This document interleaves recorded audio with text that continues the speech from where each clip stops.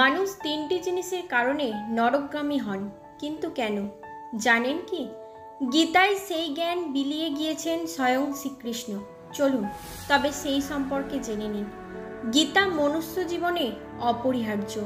গীতায় মানুষকে সঠিক পথে পরিচালনা করতে পারে, ঠিক যেমন অর্জুনকে পথ দেখিয়েছিলেন শ্রীকৃষ্ণের মুখ নিঃসৃত গীতার বাণী। সেই গীতাতেই বলা হয়েছে তিনটি জিনিসের কারণে মানুষ নরকগামী হন। গীতায় সেই জ্ঞানই বিলিয়ে গিয়েছেন স্বয়ং শ্রীকৃষ্ণ। গীতায় নরকের তিনটি দরজার কথা বলেছেন ভগবান শ্রীকৃষ্ণ, আর মানুষ সেই তিনটি দরজার দিকেই ছুটে চলেছে।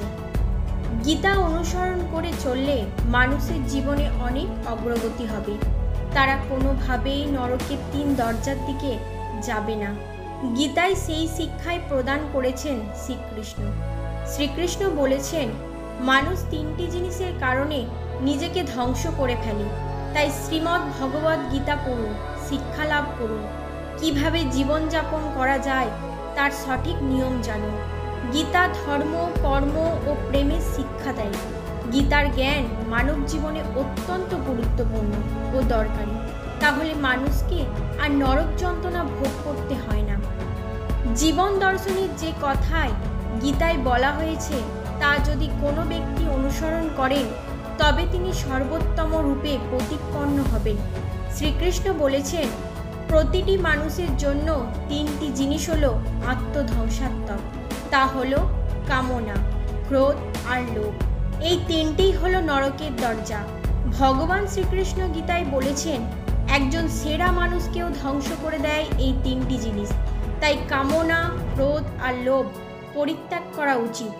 মানুষের কখনোই অহংকার করা উচিত নয়। অহংকারে মানুষ এমন কিছু করে যা সঠিক নয়। একটা সময় অহংকারই তার পতনের কারণ হয়ে যায়।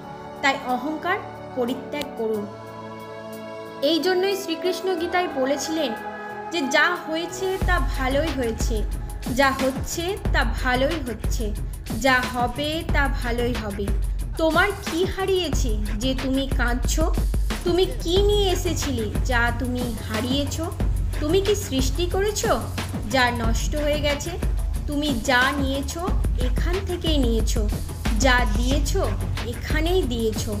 তোমার আজ যা আছে কাল তা অন্য কারো ছিল, পরশু সেটা অন্য কারো হবে। পরিবর্তনই সংসারের নিয়ম। তাই বন্ধুরা, লোভ করে লাভ নেই। মানুষের উচিত মনের ওপর সম্পূর্ণ নিয়ন্ত্রণ রাখা। গীতায় বলা আছে, আমরা যদি মনকে নিয়ন্ত্রণ না করি তবে আমাদের নিজের মন শত্রুর মতো কাজ করবে। শ্রীকৃষ্ণ বলেছেন, এই দেহ তোমার নয়, তুমিও দেহের অধিকারী নও। আপনি নিজেকে ঈশ্বরের কাছে উৎসর্গ করুন, তাহলেই মঙ্গল হবে। চিরকালের জন্য আপনি ভয়, উদ্বেগ ও দুঃখ থেকে মুক্তি পাবেন। মঙ্গলময়ের কৃপা লাভ করবেন।